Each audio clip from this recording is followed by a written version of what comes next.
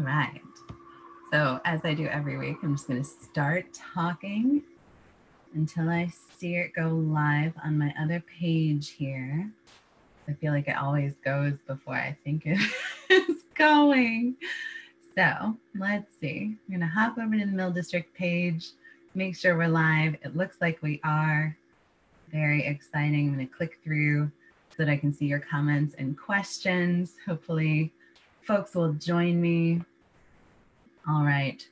So it looks like we're going. I'm going to go back over here. Excellent. Excellent. All right. Welcome to this week of So Ask Us. As you can see, it's just me. So in true COVID fashion, we had a little snag this week with our guest. And so I realized that since the inception of this show, I haven't really come on here to talk about who I am, what I do, why this little show started.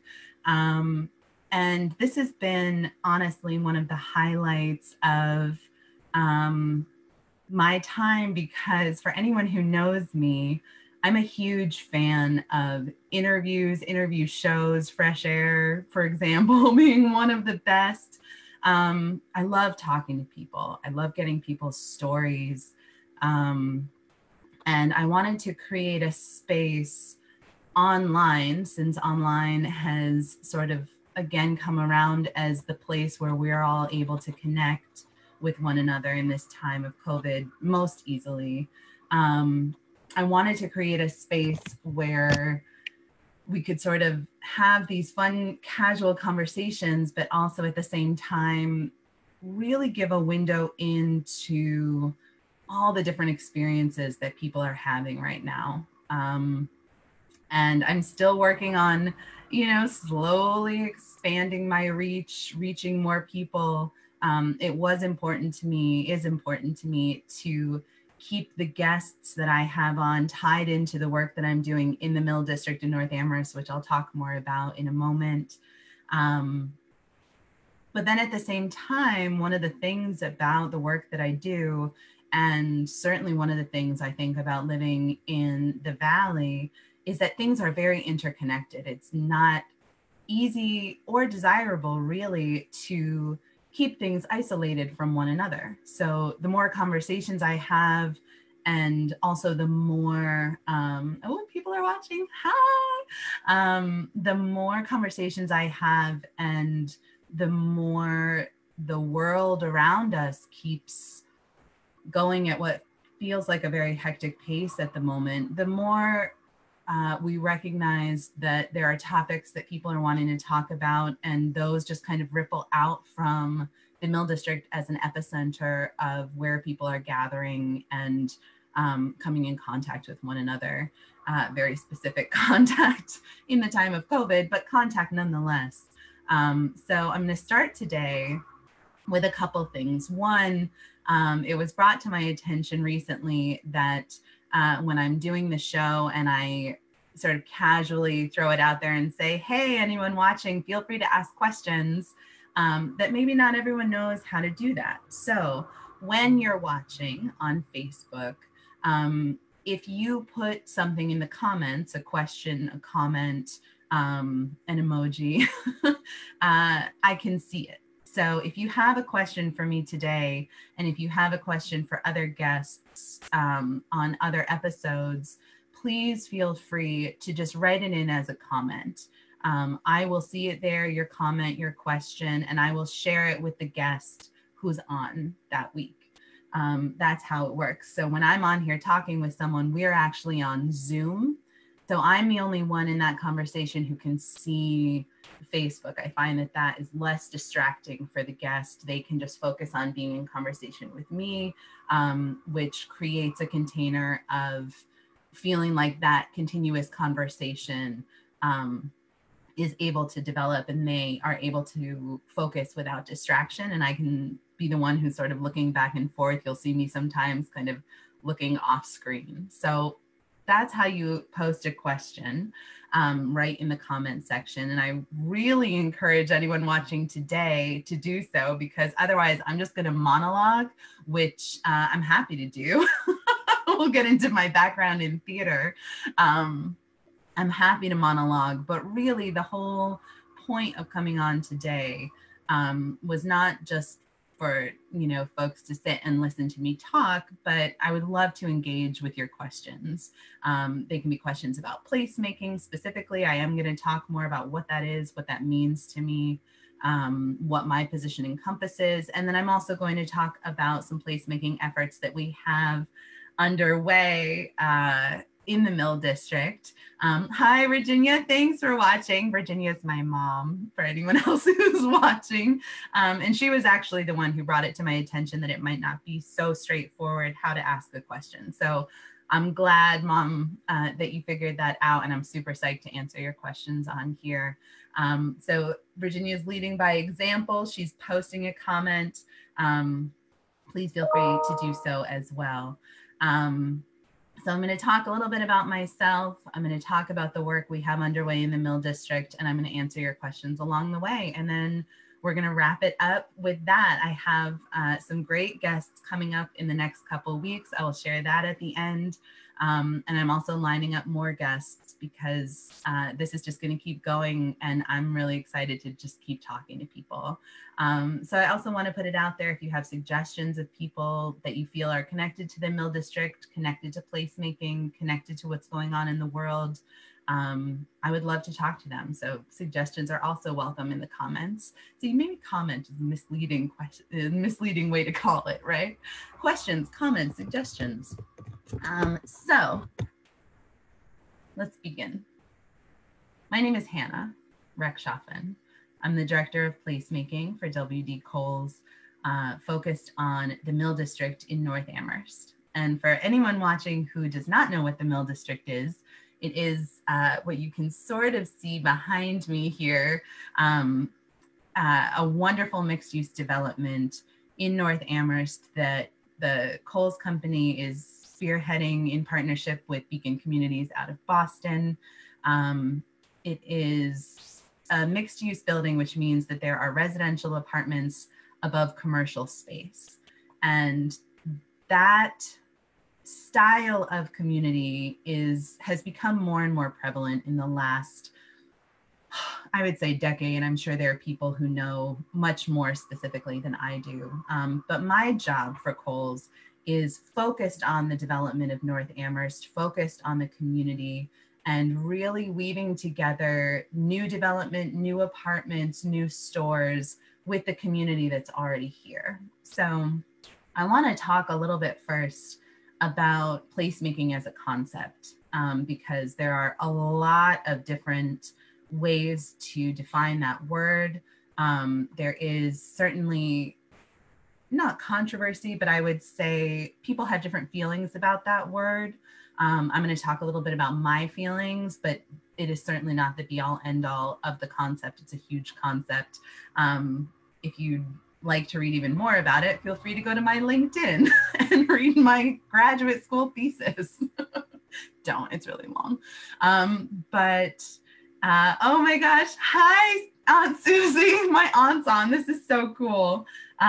Nice, we figured out how to make a comment. This is great. This is great. I'm really excited.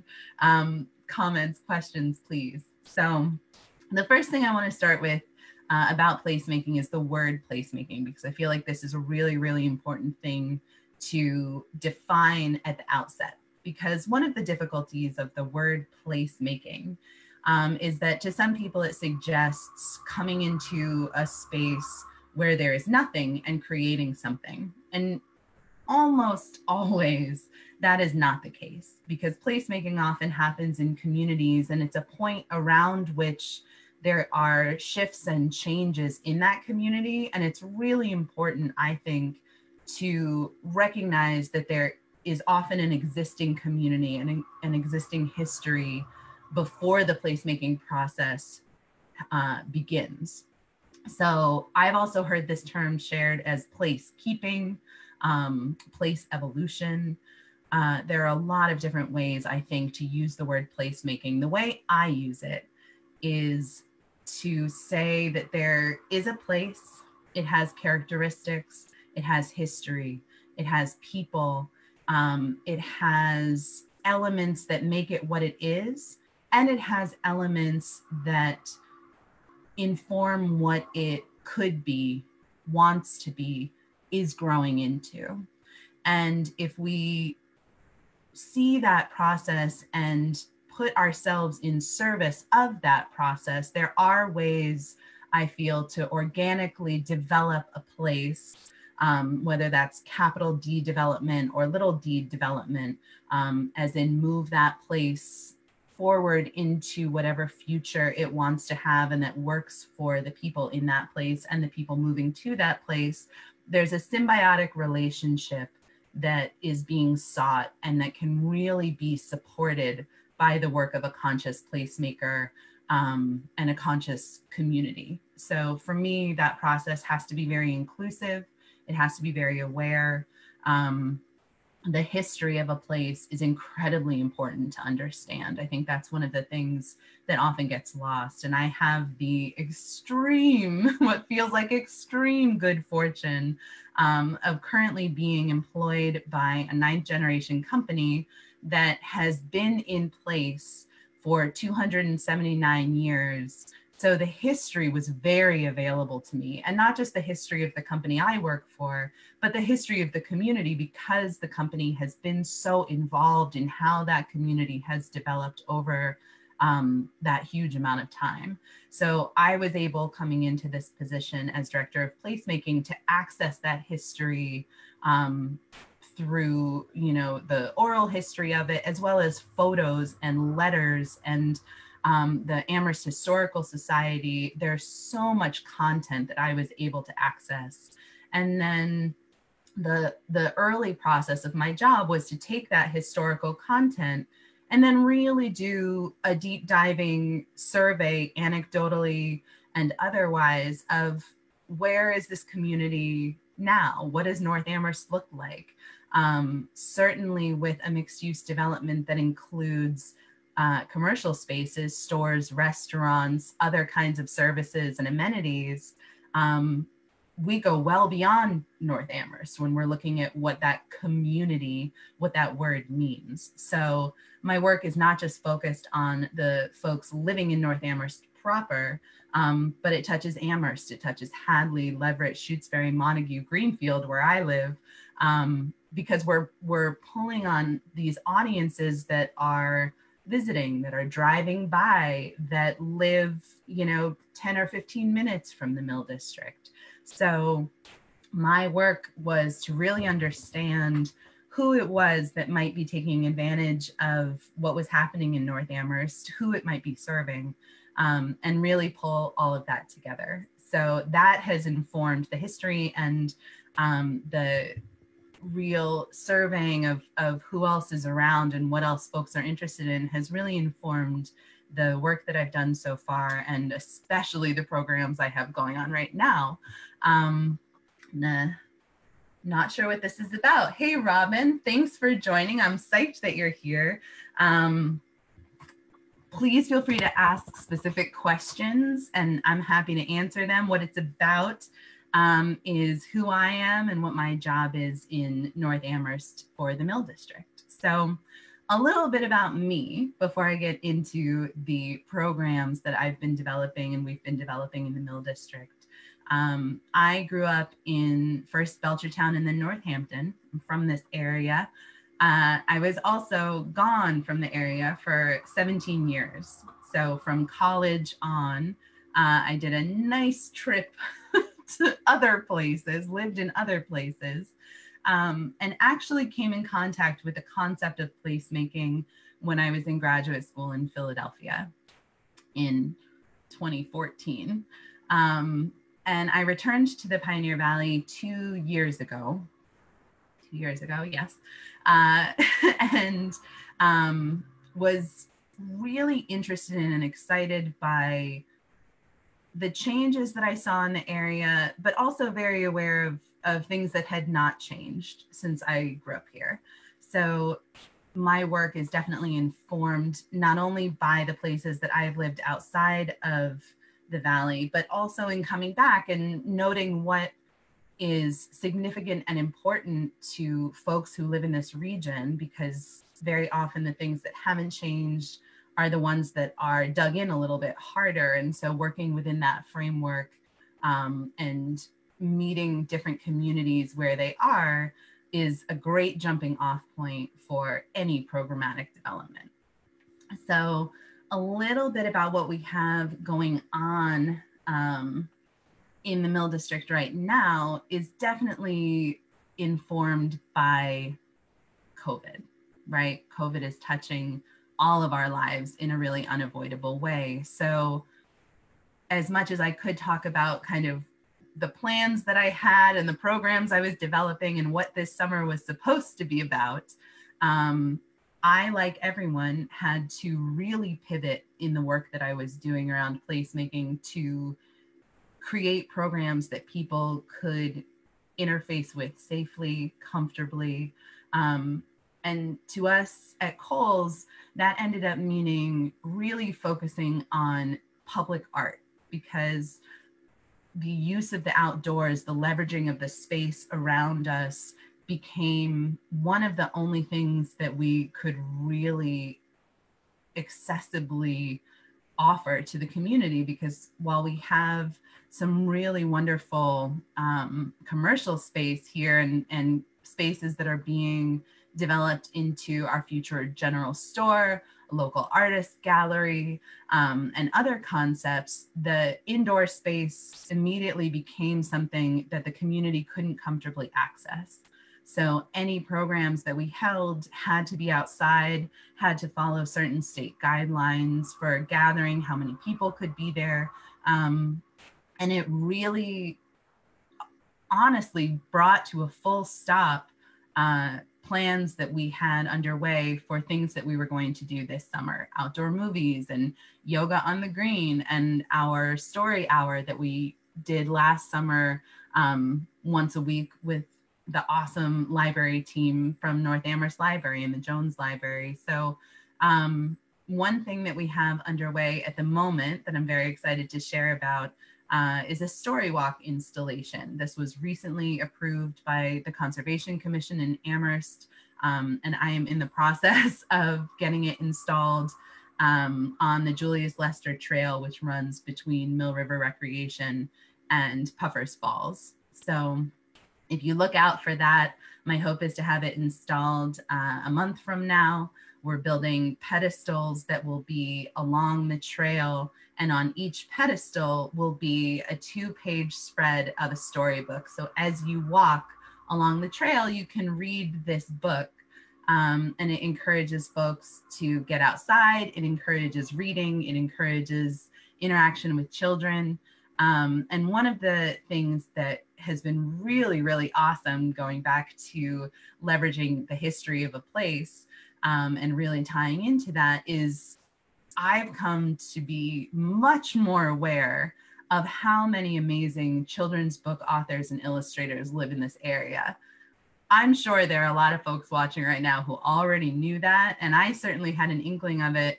Having grown up here, I knew that Jane Yolen was from here. I remember telling people that a lot because I loved her books and took some like personal, I don't even know, Barry Mosher being in this area. I definitely knew that growing up here. And it has only increased my awareness of it since I came back. So the goal for this story walk is to highlight local authors and illustrators and share their books broadly with the community. A story walk is a concept that was developed in Vermont and is an established concept that has been implemented all over the world because it's a very accessible, very inclusive way to encourage reading, encourage literacy, encourage joy of nature, joy of an urban landscape. It doesn't just have to be out in the woods. I've seen story walks along riverfronts in big cities, story walks along art trails, story walks around museums. You can really install a story walk in many different places, ideally accessible places that are easy to take a stroller or a wheelchair. The more accessible the space, the easier it is for people to enjoy it. So this story walk is actually part of a larger campaign that we've embarked on in the Mill District called Building Community One Story at a Time. And it has a lot of different elements to it, and a lot of different plans that were associated with it that have had to shift as a result of COVID. But the underlying goal of the campaign is to bring visibility to the amazing, amazing community of authors and illustrators that are located in the Valley. So we have been working with a few different folks to really understand the breadth of this community, how many people are here, how to get in touch with them effectively, how to invite them into different parts of the campaign in a way that feels like it supports their work, and really connects them with people in the community who might not know that they live here, might not know about their books. And we recently connected with the Caro Museum, so now have conversations going with the folks there. And this is something about placemaking that to me personally is the most important part, and that is connection building and communication. Oh, I got a question. I'm so excited. Oh, it's Tom. Hi, Tom. This is so cool. Thanks for hopping on. So Tom is asking me, curious to hear how I incorporate community input into my program planning. Do I mainly work with stakeholders within the Mill District, or am I reaching out more broadly? Tom, thank you for that question. That is awesome. So going back to what I was just starting to say, that's actually a perfect segue, is that to me, placemaking is all about connectivity and communication. And so I have made it a point to be in communication with different communities that are stakeholders in the Mill District in different ways. So listening to what the community wants and needs, seeing who's walking around, who's interacting with us on social media. I would say there are a couple ways that I directly stay connected. One is that I have 3 really, really awesome neighbors in the area who are all members of the District 1 Neighborhood Association, which is a neighborhood association in North Amherst that's looking out for the well-being of the community. And they are involved in a lot of different conversations in North Amherst writ large. And I've been able to have a bi-weekly Zoom meeting right now, missing our in-person meetings, Zoom meeting with these 3 neighbors, and they really keep me informed about what is going on in their community, what's going on in the neighborhood association, what is important to people, what are people needing, what is the feedback, what are the concerns. For example,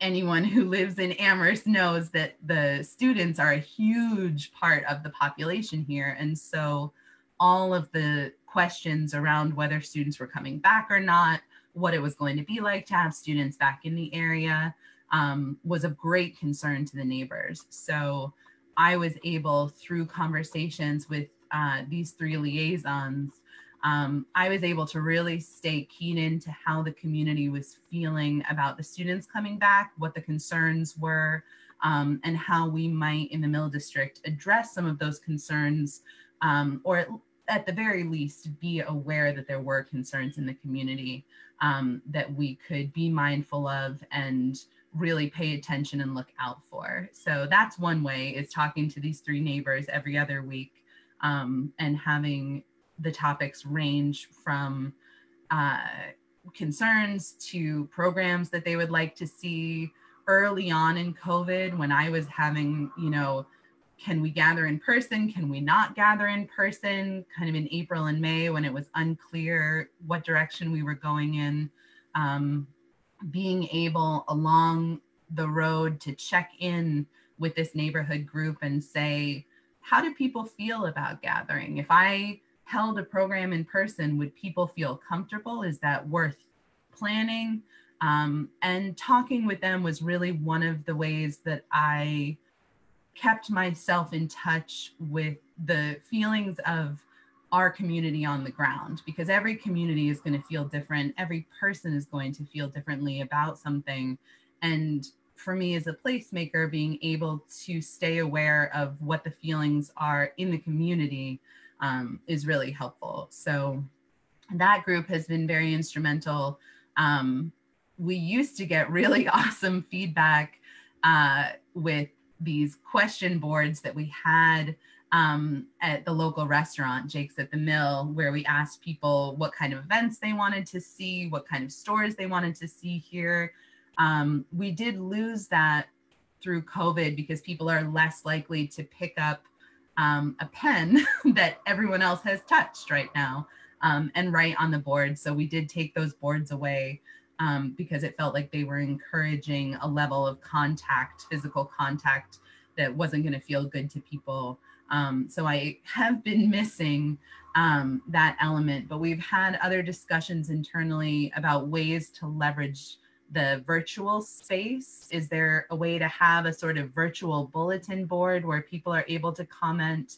We definitely use social media still to ask questions about what people would like to have going on and to share news about things going on. And then I try and just make my contact information very available. One of the things that I always felt was somewhat of a shame was that in the development world, especially, there was a lack of openness, a lack of communication. It was hard to know who to reach out to. So I try to make my email very accessible, and our social media is definitely very accessible so that people can email me questions, comments, concerns, ideas for programs.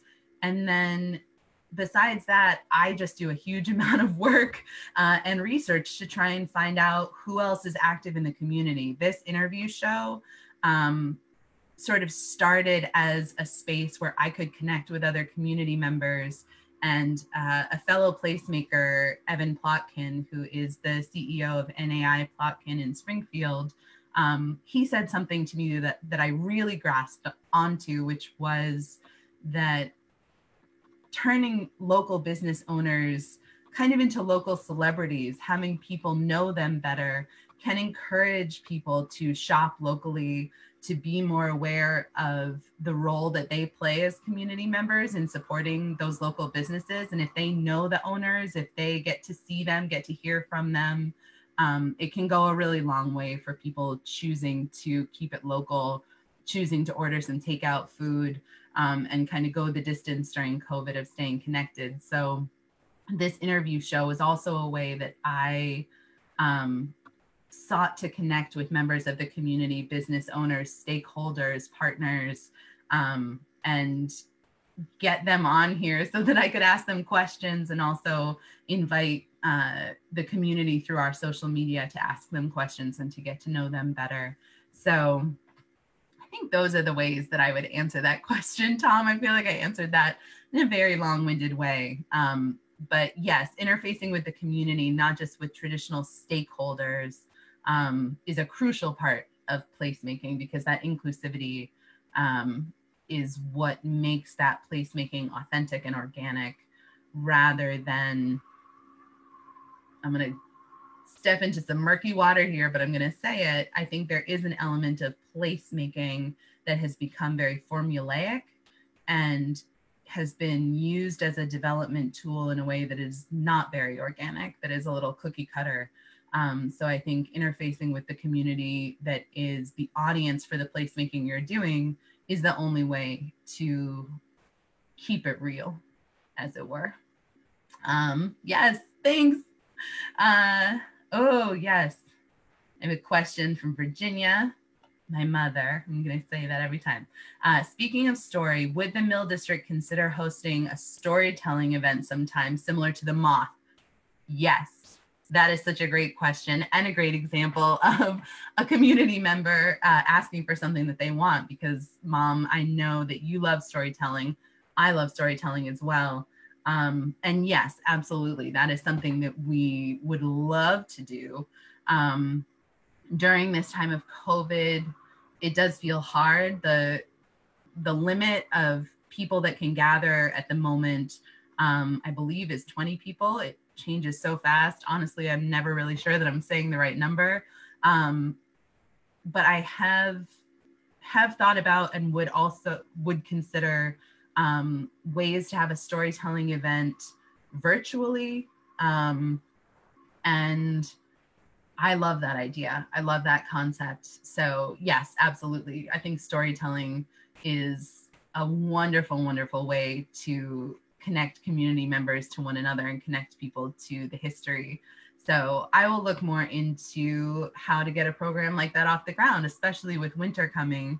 I think having more content that people can watch and interface with would be really wonderful.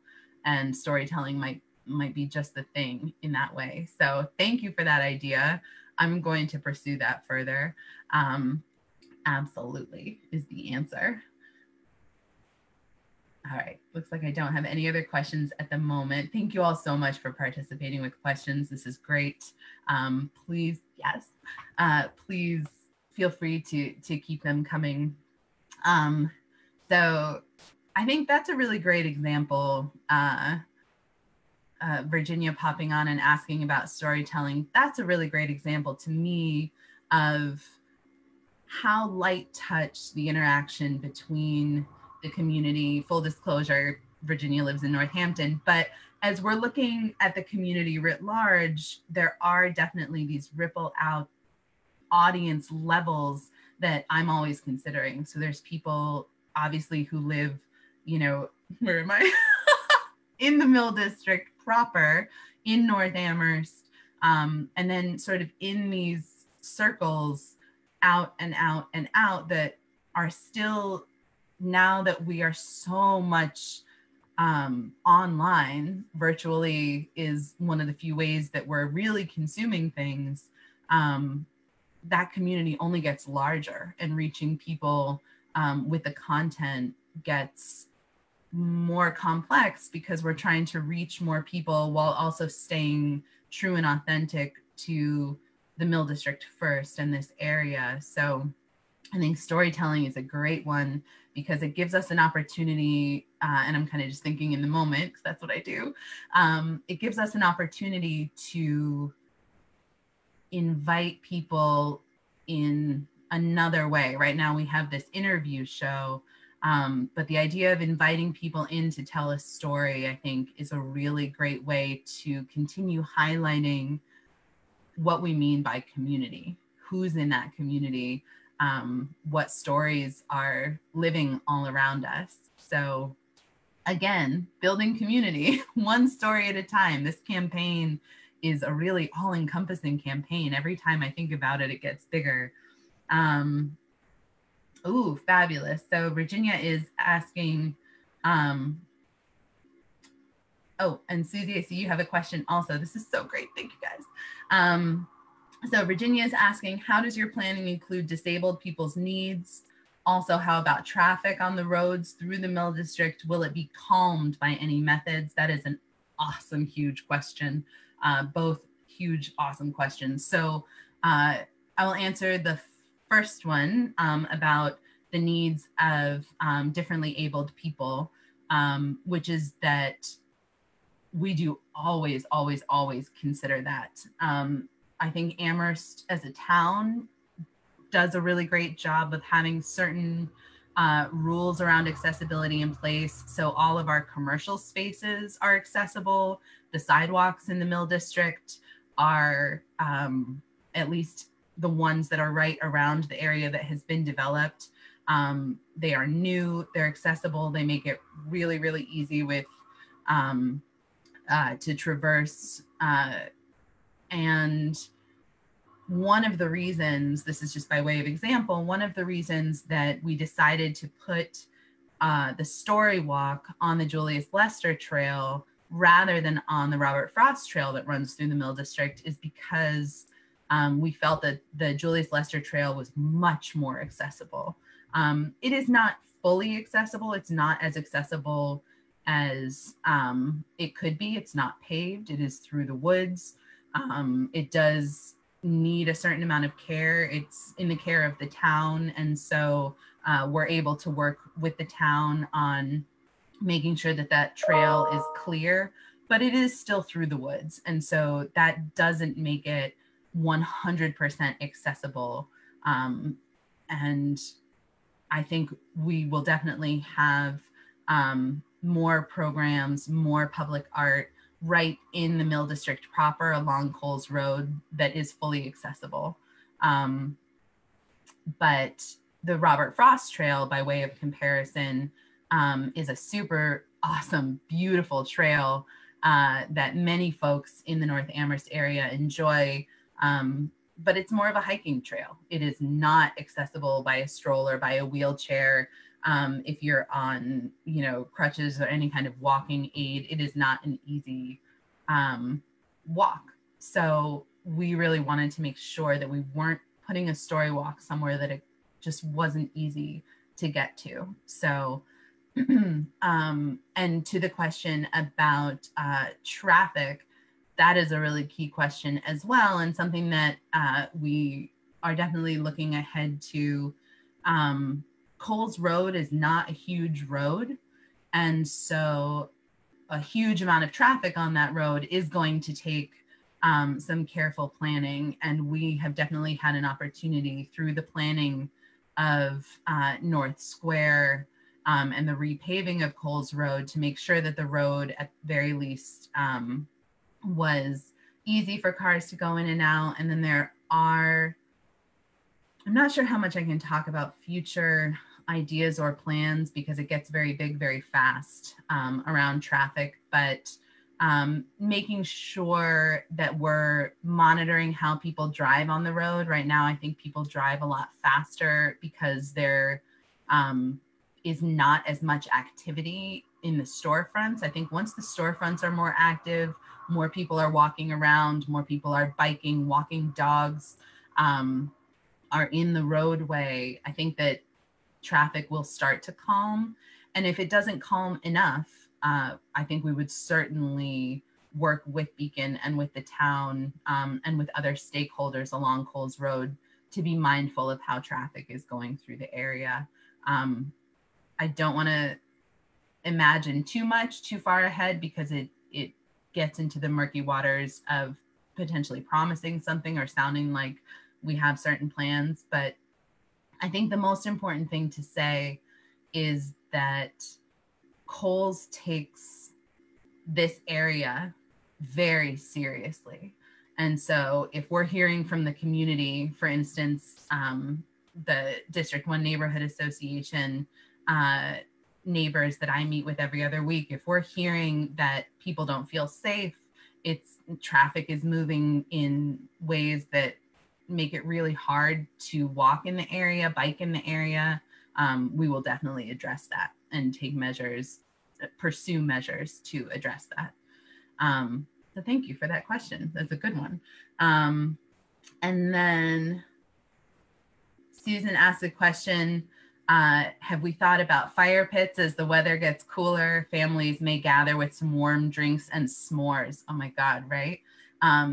Yes, we have definitely had that conversation.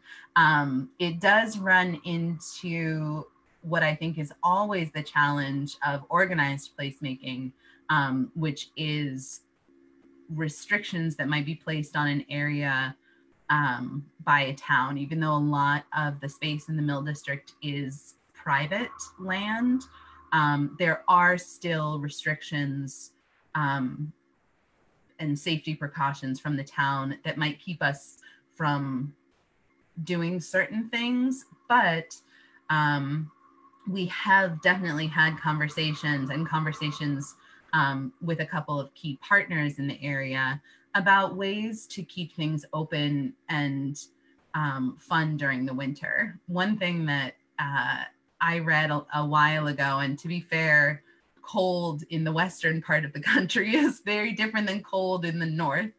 But still, I read an article about Boulder, Colorado a couple of years ago. And one of the things that that article pointed out was that Colorado does not shut down in the winter. Bike lanes are plowed and spaces have fire pits and heaters, and efforts are made to have winter festivals and really encourage the winter time to be a time that people still enjoy the outdoors. And I really took a lot away from that.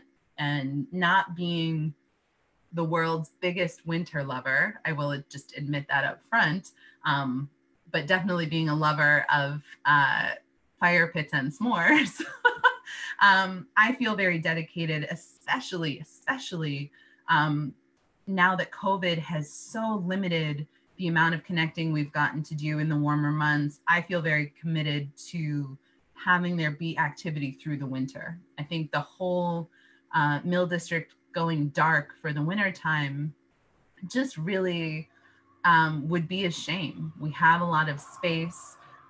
We have a lot of hands on deck that can organize things, that can help facilitate things that the community might want to organize. And one of the ways that I view my position is definitely as a steward of that space. If you have space available, making it accessible in an organized and monitored way is a really great thing to do. So the fire pit question is a tough one. And I don't, again, want to wade into something without knowing the exact parameters that the town of Amherst might place around that. But it is something that we're looking into and pursuing, is how can we create spaces that people can enjoy in the wintertime. So yes, s'mores are on the menu. We will definitely figure things out to do in the winter, and folks can come to our social media and follow us to see what's happening through the winter time so that we can cut down a little bit on the isolation. Thank you for that question. That was a great one. And follow-up question from Virginia. Speaking of outdoor gathering, will there be an outdoor park in the Mill District? That is an awesome question.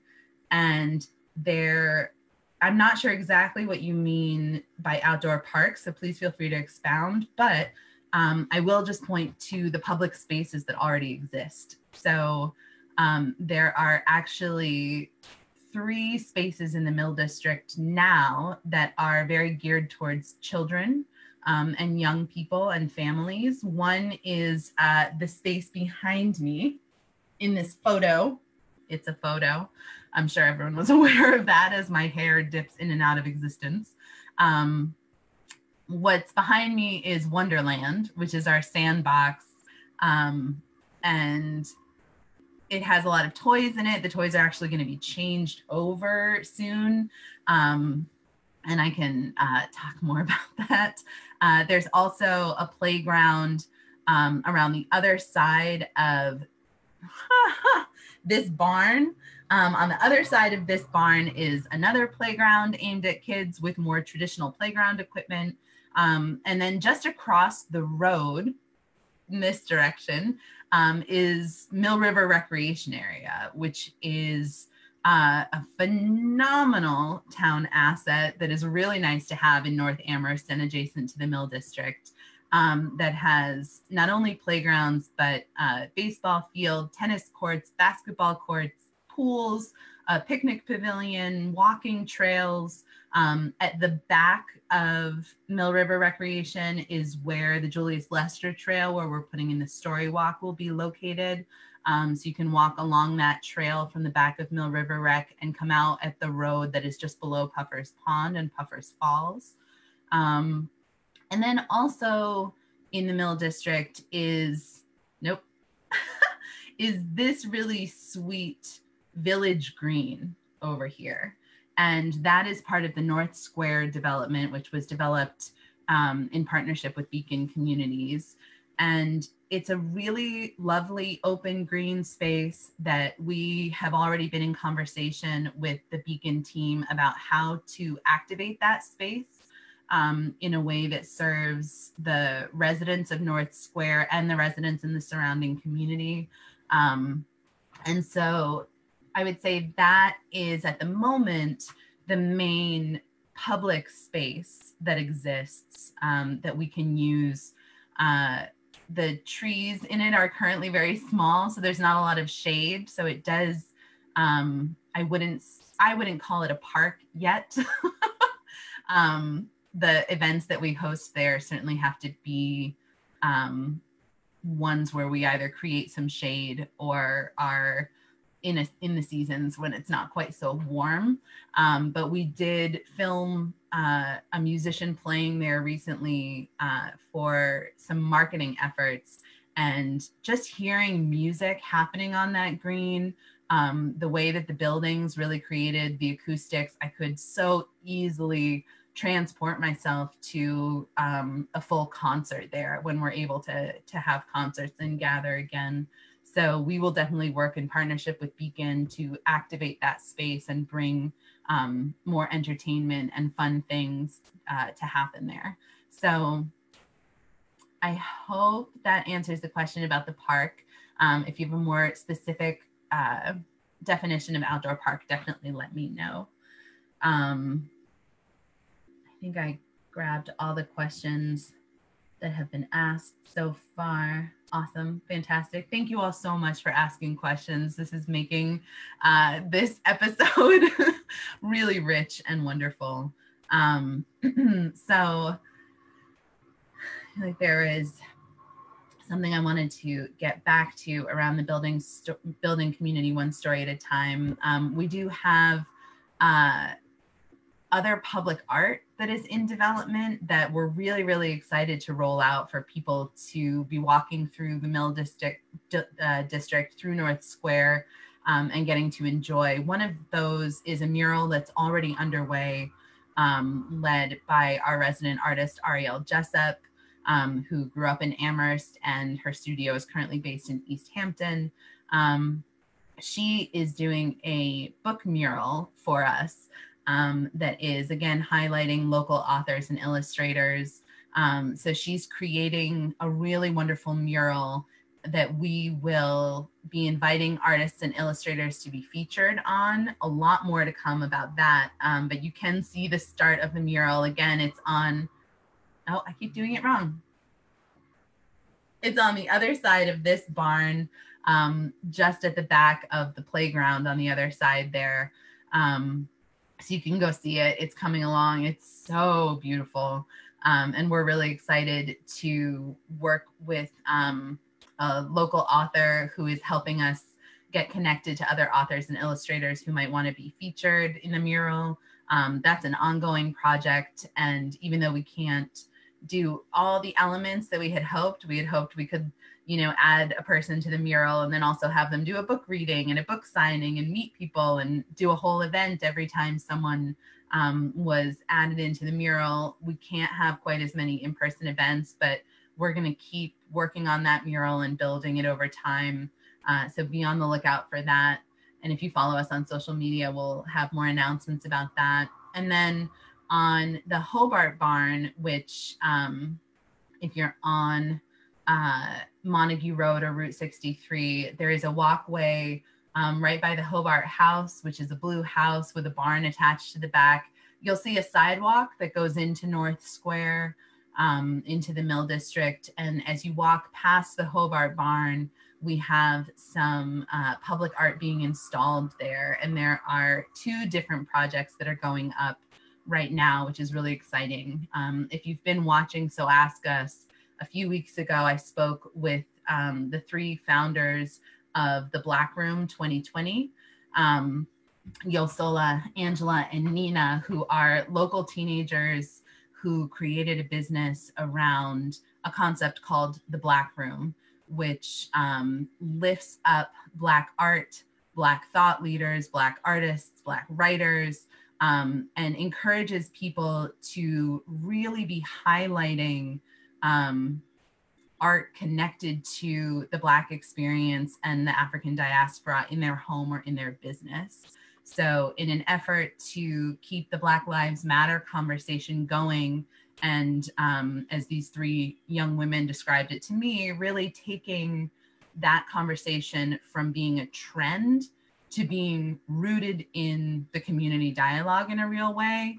They feel that the development of spaces highlighting the work of Black people, Black artists, Black thought leaders is a crucial part of that, because as human beings, the more that is right in front of us, the more we will talk about something. So if people can be encouraged and supported in creating these spaces in their homes and in their businesses and other public spaces, the more that conversation will keep going and the more change will happen as a result. Amazing concept. I really encourage everyone to go back and watch the interview with these three young women, because they really blew my mind. So one public art feature that we are in the process of installing is that these three young artists did some murals of Black history in Amherst.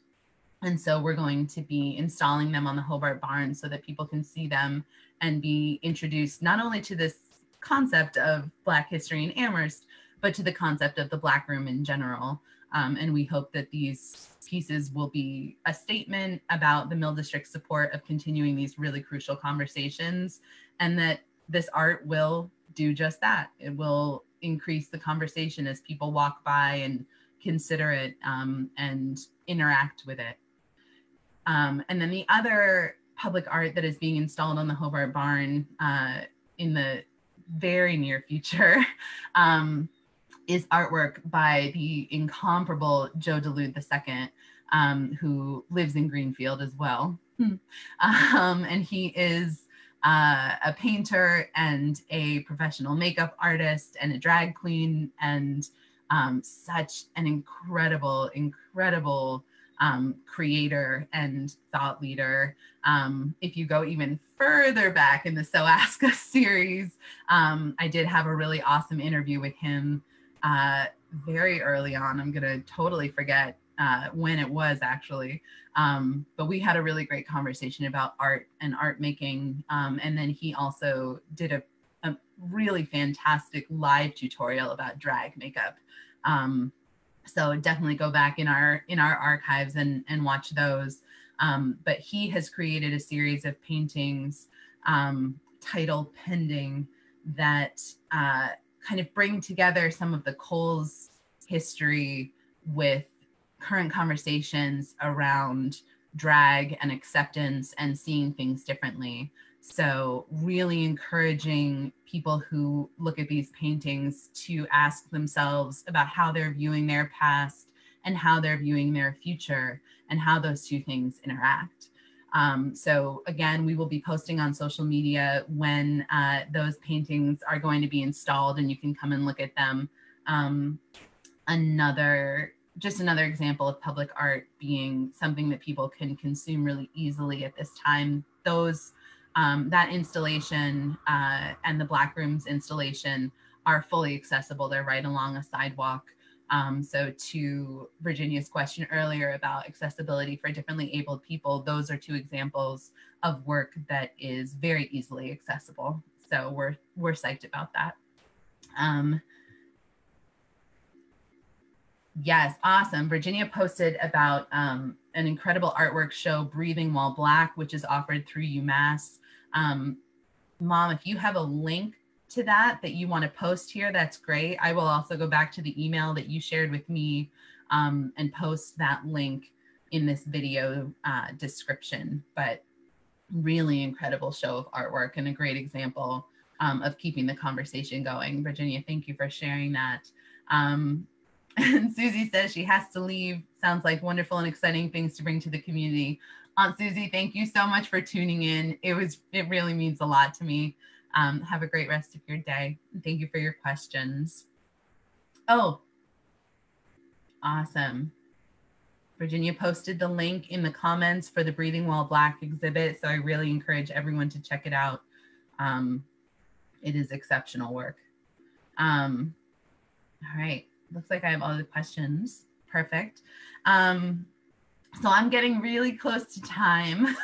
I warned you all that I could talk. And it looks like I have about 6 minutes left. So The last couple things that I want to sort of plug is what's going on around the Mill District and what's coming up. So for anyone who hasn't heard, Provisions is moving in to the barn. No learning curve. The barn right behind me, Provisions will be moving in this fall. They're going through the process. We don't have an exact opening date yet, but we will. You will certainly see it. Kohl's is in the process of opening our general store and local artist gallery, which I know we have been promising for quite some time. COVID really derailed that for a while, but we are back at it. And we will hopefully have those stores opened. I'm not going to give an exact timeline on that just because COVID has made a lot of things very unsure, but we are pursuing those plans with the town of Amherst to be able to move forward with construction. I've had some really awesome artists reach out to me about the local artist gallery. I will be sharing a lot more information, not only on our social media, but on the lists of artists' emails that I have compiled and get the word out far and wide about what the local artist gallery is going to be about. I'll talk about that on a different episode because I'm running out of time, but the main focus is really drawing visibility to artists in the area who, like authors and illustrators, there are just a wealth of in the Valley. It's so amazing.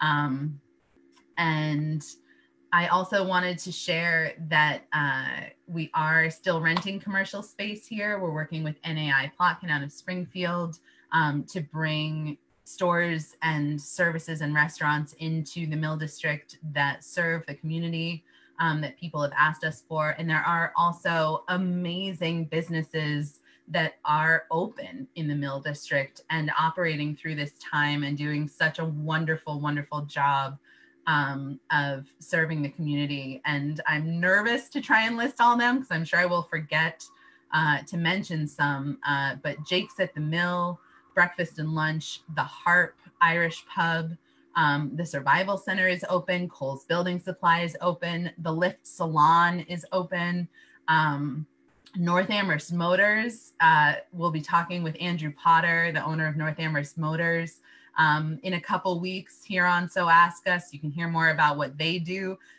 They rented me a car during COVID and made it about the most wonderful, comfortable experience I ever could have asked for. In the Riverside shops, Amherst House of Pizza is open. Hammer and Stain is open. Lori Kamens has amazing kits that you can do at home yourself or with your kids or with your friends to create really beautiful decorative signs for your house. She also has some really great things for your business, like posts with a hand sanitizer on it. And you can personalize it with your business's logo and a cute little quote. Shine Laundry is also open in Riverside. The barbershop is open there. Big Guy Liquors is open there. Cumberland Farms is open. The post office is open. I believe the North Amherst Library is still not open. Please feel free, community, to correct me on that. And then larger in North Amherst, House of Teriyaki is open, Simple Gifts Farms. There's so much going on. Our partners over at Rise Dispensary are open and have an awesome mural project that's in the works. And Ben Sussman is going to be back on So Ask Us in 2 weeks to talk about that, which I think will be a really great informative conversation around the process and planning for that public art. And next week, I think I mentioned everyone open that I was trying to. If I forgot you, I'm sorry.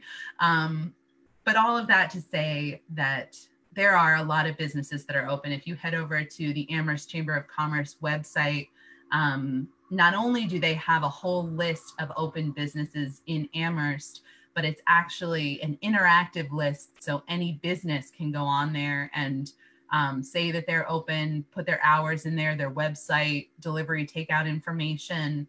The Amherst Chamber of Commerce has just done an exceptional job through this time of COVID of trying to make all businesses accessible and include information about them.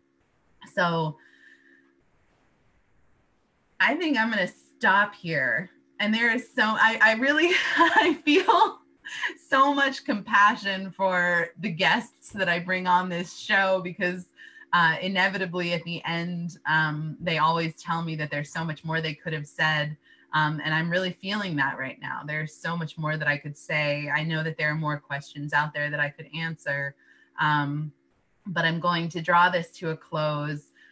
Next week on So Ask Us, Wednesday at 11, I think it's the 23rd, yes. Jared Osterman from Amherst Innovative Living is going to be with us, and we're going to be having a candid conversation about the students who are back and living off campus, and what that community is going through and what the impact has been. I'm really excited to talk to Jared. We haven't had a chance to talk before, so it's going to be me meeting him along with all of you who are tuning in. The week after that, as I said, Ben Sussman from RISE will be with us talking about the mural that's planned for that building. I know firsthand that there are community members who want to tune in and ask him some questions, so please feel free to do that. And then we have some other folks coming up that I don't have definite dates for, but Andrew Potter from North Amherst Motors, and a bunch of other folks that I'm trying to get nailed down to a date. So we're just going to keep this interview show rolling on. If you have questions today about me, about placemaking, about the work that we're doing, please feel free to either communicate with us here on social media. We also have an Instagram, the Mill District. And you can also email me. It's Hannah, HANNAH @Kohl's.com, COWLS. I'm happy to answer your questions. That's what I'm here for. I'm a transparent person, and I love the work that I do. So thank you all so much for tuning in today, for watching, and for interacting with us and making the Mill District the most beautiful and inclusive place that it can be through your participation. So I hope everyone has a really, really awesome day. And I'll see you all next week as Jared joins us. Thanks so much. Bye.